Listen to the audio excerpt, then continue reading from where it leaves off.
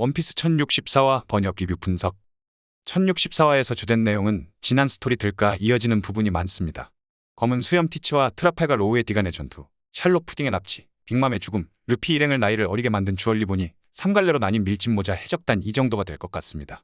내용 하나씩 체크해보며 주요 내용에 대한 분석 드리겠습니다. 표지 연재 아오키지의 푸딩 납치. 표지 연재가 이렇게 연속적으로 그리고 유의미하게 본편과 함께 움직이는 것은 정말 오랜만에 보는 것 같습니다. 1064화에서는 지금까지 모습을 드러내지 않았던 아오키지 구잔이 토틀랜드를 습격하고 샬롯 푸딩을 납치한 범인으로 밝혀집니다. 사실 수많은 사람들 중에서도 푸딩을 납치한 이유는 바로 제3의 눈기아니라고 할 수 있습니다. 이 부분은 최초 1062와 1063화 나왔을 때부터 목적에 대해서 얘기해드렸는데 아마도 포네그리프를 읽을 능력자가 필요해 때문입니다. 메모리 능력도 가지고 있기는 하지만 기억 조작 정도이기 때문에 티치 일행에게는 그렇게 큰 의미를 가지지는 않습니다. 즉 종족 자체의 특징을 가진 사만족을 확보하려고 하는 게 아닐까라고 생각이 됩니다.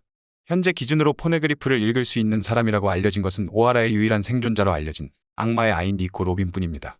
그런 상황이기에 원피스를 찾고 해적왕이 되려고 하는 해적들에게는 포네그리프 해석 가능성이 있는 인물의 경우 필요로 할 수밖에 없다고 보입니다.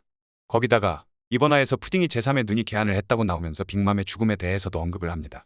이게 포네그리프를 읽을 수 있고 해독 여부에 관련성이 있는지는 모르겠습니다만 읽을 수 있다고 하면 사만족과 포네그리프 고대 문자 그리고 뒤에 일족에 어느 정도 연관성이 있지 않을까 생각이 됩니다.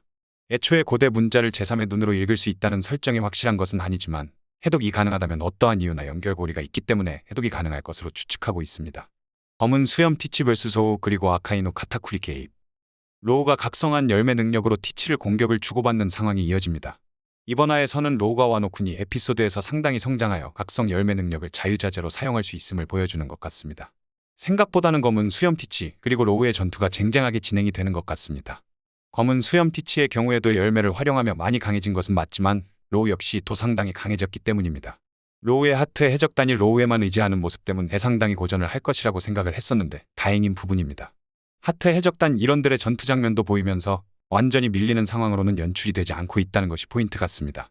다만 걱정스러운 것은 아직 전투가 중반 정도에 이르기보다는 얼마 되지 않은 상황이라는 것입니다. 본편 작화에서 로우와 티치의 싸움이 얼마나 그려질지는 모르겠지만 후반부로 가면 갈수록 로우 일행이 지칠 가능성이 크다고 생각됩니다.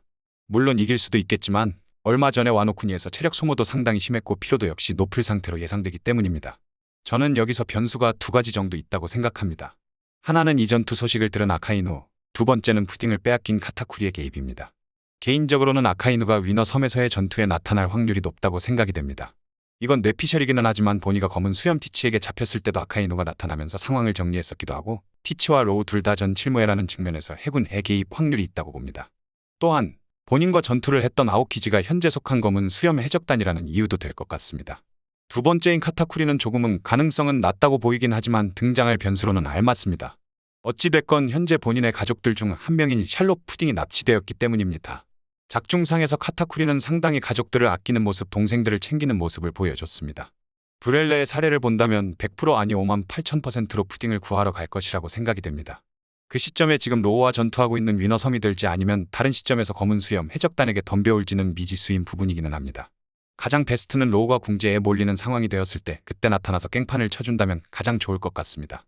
에그헤드 여행 시작과 베가펑크와 혁명군 드래곤 관계. 앞선 내용들이 루피 일행을 제외한 외부 환경 이야기라고 한다면 에그헤드 에피소드 역시 천천히 진행되고 있습니다. 그 과정에서 징베, 초파, 루피의 나이를 주얼리 본 니가 변경해줍니다. 징베는 어린아이가 되었고 초파와 루피는 노인이 됩니다. 원피스 극장판에서 나왔던 그 아인의 뒤로 열매와 비슷해 보입니다. 원피스 극장판 12기에 나왔던 캐릭터인데요. 본인을 제외한 무엇이든지 12년 전으로 돌리는 시간 역행 능력입니다. 다만 주얼리 보니의 능력 같은 경우에는 본인 나이도 조정이 가능하고 상대방들도 본인이 원하는 나이대로 조정이 가능한 것처럼 묘사가 되고 있습니다. 아직까지는 구체적인 열매 이름이 언급은 되지 않아서 조만간 공개가 되지 않을까 생각이 됩니다. 한간에서는 코즈키 오뎅와이프 토키의 능력 시간 열매를 보니가 먹은 게 아닌가라고 얘기하고 있기도 합니다. 그리고 그 열매의 각성이 완전 미래 세계로 날려버리는 것이라고 말이죠. 열매 속성이 비슷해 보이기 때문에 그럴 가능성도 배제할 수 없다고 저도 생각이 듭니다. 루피 일행 말고도 나머지 해적단이 나미 밀행, 조로 일행으로 총 3그룹으로 나뉩니다. 베가펑크 공이인 릴리스를 따라가는 나미와 상디 로빈 그리고 배를 지키고 있는 조로와 부룩으로 나뉩니다. 이렇게 따로따로 다니는 전개 별로 좋아하지 않는데 언제쯤 뭉쳐서 같이 여행하는 모습을 볼 수 있을지 물론 이렇게 나뉘어서 스토리 전개되는 것이 빠르기도 하고 여러 모습들을 볼 수 있다는 장점이 있지만 집중도가 떨어집니다. 루피 일행과 별개로 쿠마의 종족에 대해서도 언급이 되며 베가펑크가 곧 죽을 것 같다는 이야기를 드래곤과 통화하는 모습이 그려집니다. 역시나 혁명군과 연결고리가 베가펑크가 있었다는 사실입니다. 원피스 1064화 번역 링크. 내용이 깊은 부분은 검은 수염 해적단 티치의 움직임입니다. 아직 루피 일행은 에그헤드 깊은 에피소드에 들어가기 전이기도 하고 표지 연재와 본편 내용의 핵심이 검은 수염으로 흘러가는 것 같습니다. 과거 록스 해적단의 선원 중 하나였던 왕직과의 전투, 아마존 릴리보와 행콕 습격, 코비 납치, 푸딩 납치 마지막으로 로어의 전투까지 상당한 행적을 보여주고 있습니다. 이러한 검은 수염 티치의 행적은 마치 루피와 최종장에서 싸움을 두고 서서히 스토리를 쌓아간다는 것처럼 보입니다. 거기다가 티치가 스쳐 지나가고 있는 모든 행적들 이 록스 해적단 왕직을 제외한다면 다 루피와 연결고리가 있는 사건들입니다. 이 사건들이 언제 어떻게 폭발하여 정상 전쟁 이상의 임팩트를 주는 전쟁으로 이어질지 상당히 궁금해지는 것 같습니다.